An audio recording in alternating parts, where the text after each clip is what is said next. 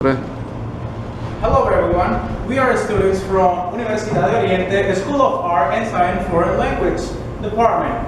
The subject is Introduction to Linguistics, and the bachelor who is giving us this subject is Javier Andrade. Our topic is going to be grammar, and right now I'm going to introduce you guys to our members, the members of our team. First of all, my name is Melvin Franco Cabrera. And the next one we have Carina Milagro, Fuentes. We have the next one right here, Julio Flores. And we have the next one, Esthefany Flores. So here are our group, and we are going to introduce the topic grammar.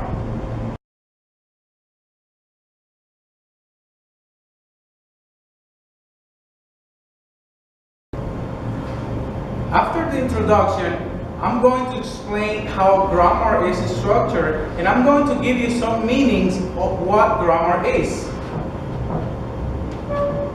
Here we got the main topic, which is grammar. And right here, I'm going to explain you the objectives that we have. The first is we're going to try to explain you how to use English grammar structure accurately and properly. The second one, we're going to help you formulate appropriate sentences. The third one, we're trying to make you speak correctly in English. And the next one is we're going to try to develop skills. That's the main point right here. And also recognize terms. We're going to go to the overview. What is the overview? This is what we are going to impart, what we're going to give you in the whole video. First, grammar and traditional grammar, I am going to explain you. The part of the speech and the agreement, Carina is going to explain it to you. The perspective approach and the descriptive approach, Julio Flores is going to explain it to you. Structural analysis and constituent analysis, Esthefany Flores is going to explain it to you. Okay, let's go over what are some definitions of grammar. Okay, in our investigation, we know that grammar is the structure of system of language.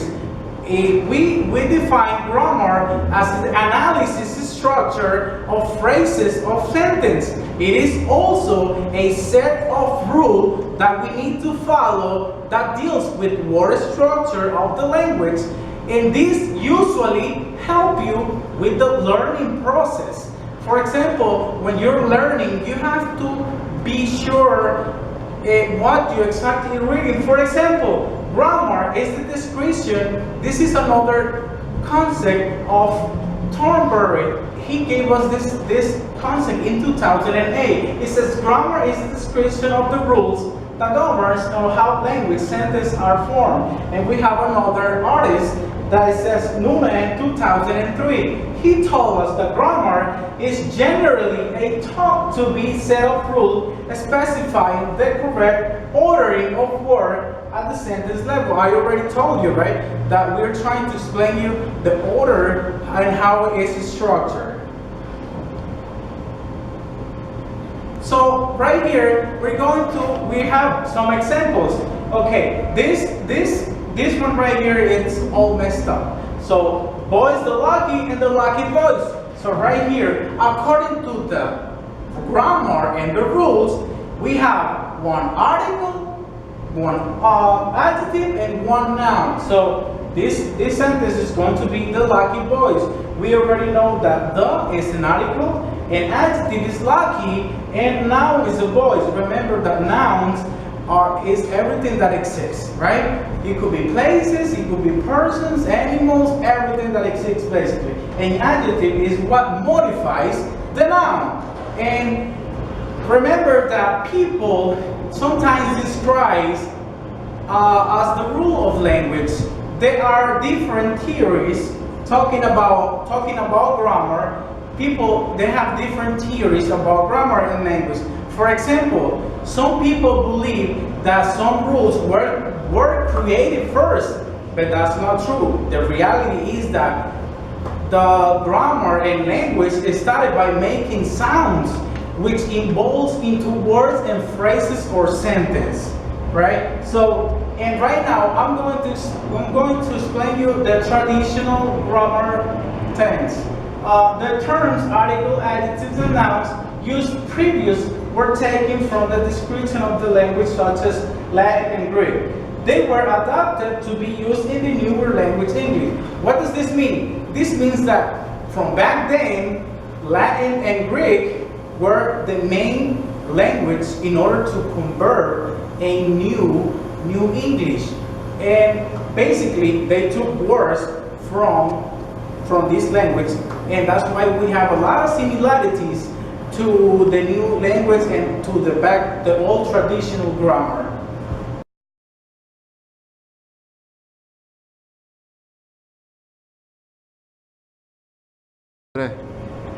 I'm going to continue with the topic.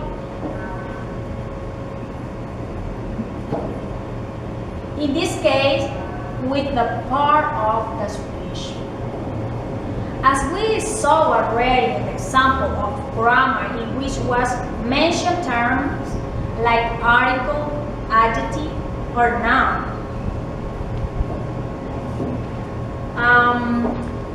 These are terms used to label forms or grammatical categories. These technical terms used to describe the part of the speech are better explained in the following scheme.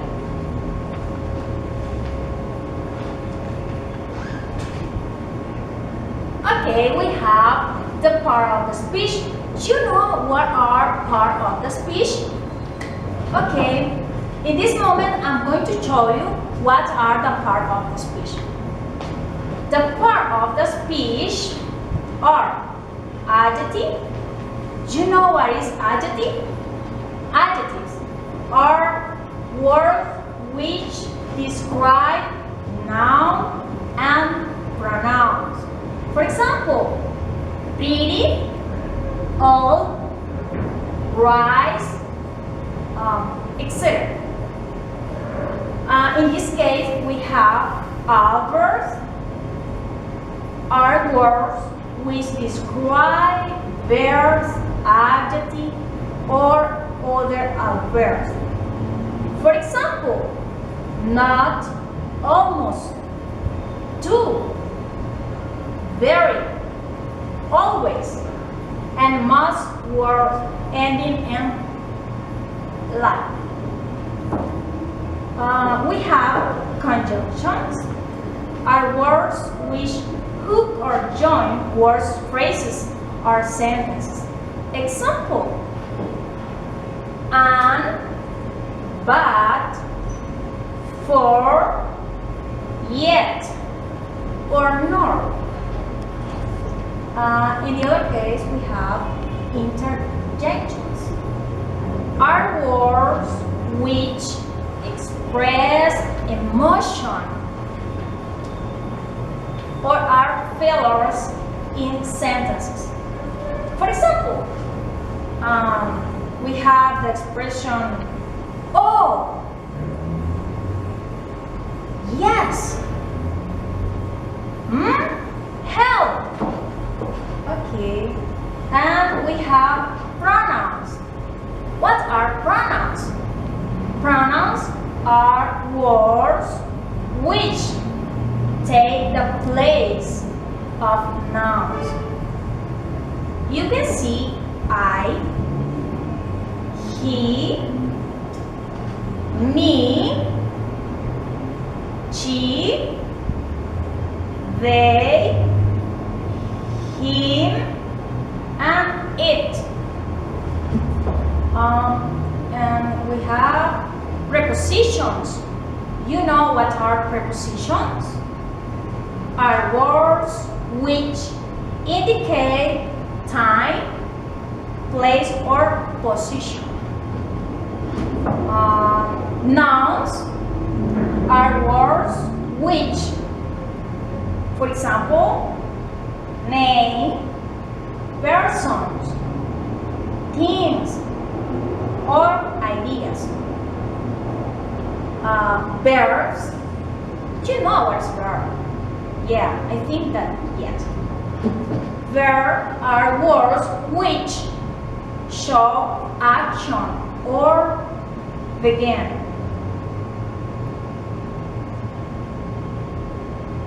And we have in the part we have verbs and nouns. These are very important in part of a speech that always or must have in a sentence. Okay, and I'm going to pass to other.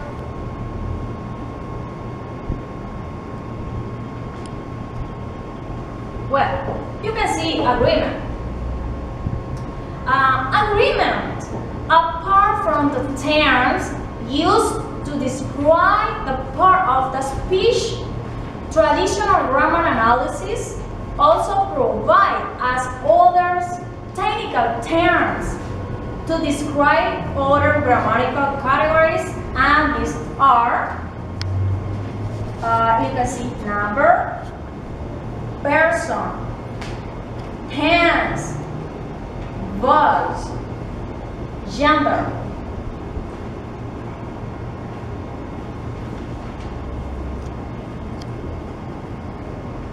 Okay, we have number. This is whether the noun is singular or plural. Person, tense, which covers the distinctions of first person, first, second, and third person. Tense, this is the verb is present, singular or plural or past and so on. Voice, active and passive. Gender, the relationship that exists when we say her for Kathy or his for Anthony. Okay, in this case, it's going to continue on my other placement to explain the rest of the topic.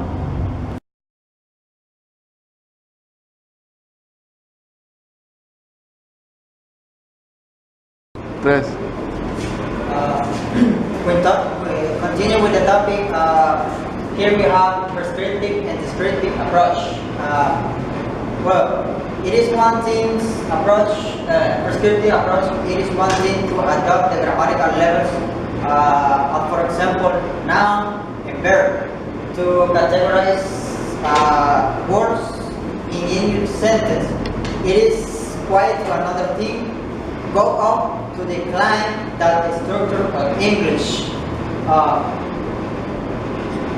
The structure of English sentence should be like the structure of sentence in Latin. And then here we have a little explanation about the prescriptive approach. Instead, tell us how we should speak and write. And here we have some examples. You must not split an infinitive. You must not end a sentence with a preposition. Descriptive approach. It may be the using a well-established grammatical description of Latin. I use it as a guide for some European language, for example, Italian, Spanish, and French. Says it tries to explain language as they are actually used, not as we wish them to be. When we study language descriptively, we try to find the preposition rules that the people following with they say things like sentence.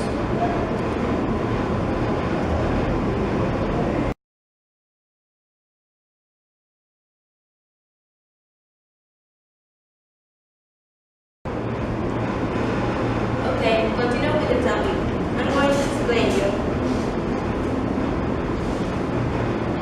the structural analysis. In this section, I'm going to explain you how to create sentences using the terms given before. I have here some definitions about structural analysis. This is an approach to the written and spoken language that focus on the construction of sentences. What does this mean? This means that this approach is used to structure analysis in a language. It deals with the structure of a sentence and not necessarily with the words that are going to be used. How do we know if a sentence is correct? We have to use this formula: subject plus verb plus complement or object.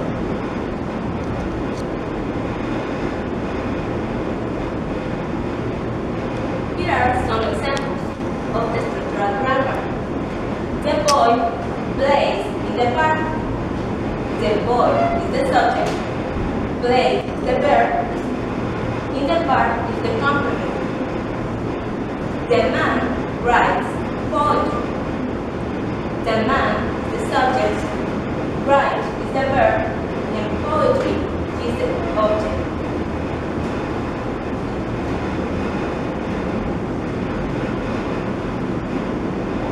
Continue with that. I have here constituent analysis. What is explained? This explains how the components go together in a sentence. The definition says it tries to show how a small constituents or components in a sentence go together to form large concepts. In the following slide, I have some examples of consequence analysis.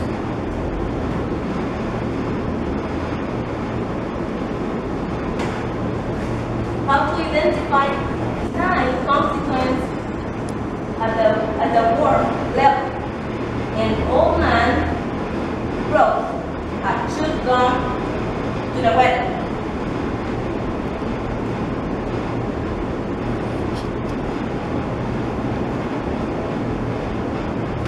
Here are some combinations of consequence that an old man had chewed gum the wedding, which are noun phrase. Why do you think this is a noun phrase? I'm going to say that this is noun phrase because we have an article and we have a noun. To the wedding, which is a preposition of phrase. Why is this a prepositional phrase? Because in the beginning of the sentence we start with a preposition and then we have the rest of the sentence. Brought and chewed gum, which is a verb phrase. Why? Because we start with a verb.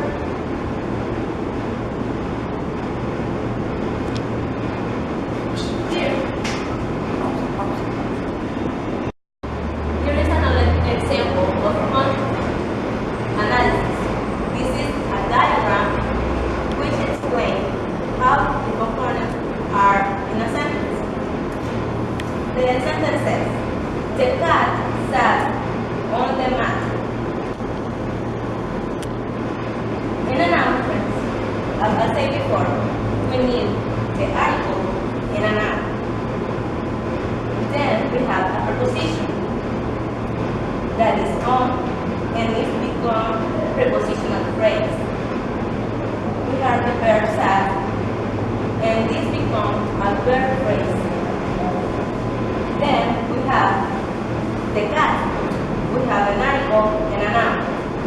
And this becomes a noun. And all these components make the sentence. Any conclusion? As we have studied, we practiced we already explained what is grammar, explained what the traditional grammar was, talking about how for another language we conquered or we took words to make a new English. We talk about the part of the speech. You already know that we have verbs, adverbs, adjectives, nouns, conjunction, etc.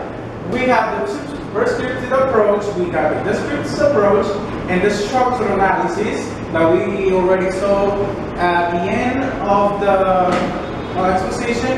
We got the constituent analysis. So, let me ask you a question. Do we really need grammar in order to learn a language? Basically, no. Many people around the world think or they learn a native language. They learn it since they are child, right? They don't need grammar. They learn it by heart.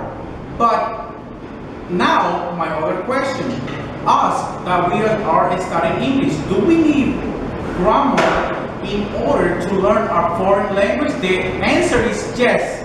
If you really want to learn the structures, how the sentences are made, the system of the structure of all grammars, yes, we need to study in order to help, and these help you more to make sentence quicker and effective. Thank you for watching us, and thank you for your attention.